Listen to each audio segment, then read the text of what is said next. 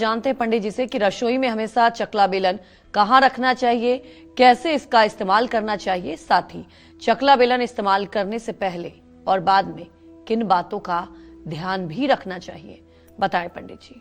देखिए, जूठे बर्तनों के साथ चकला बेलन नहीं रखना चाहिए। मैंने अभी आपको बताया कि जैसे कुछ लापरवाह घर के गृहिणियां या घर के लोग ऐसे होते हैं कि कोई भी चीज़ जूठा हुआ सिंक में ले गए, पट फेंक दिए। उसी तरह से रोटी बनाने के बाद भी चकला बेलन को भी सिंक में फेंक दिया जाता है और वो सिंक में 2 घंटे, 3 घंटे, 4 घंटे तक पड़ा रहता है। ये बहुत बड़ा अपराध है।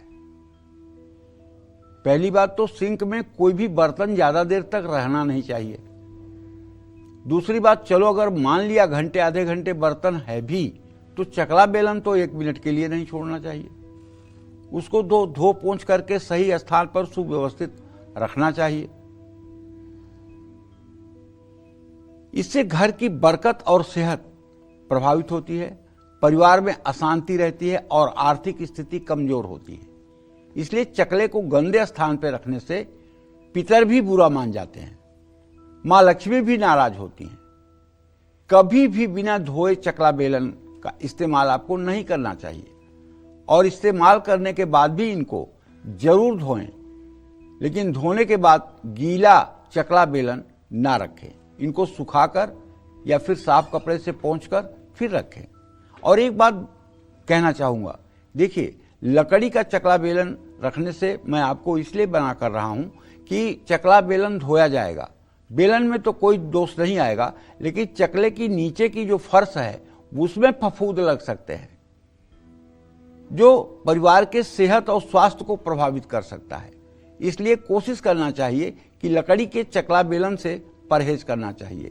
बेलन तो लकड़ी का हो भी जाए, लेकिन चकला जो है वो पत्थर का ही हो तो ज्यादा अच्छा रहेगा, नहीं तो सेहत प्रभावित होगी, कमाया हुआ धन दवाइयों पर खर्च होगा।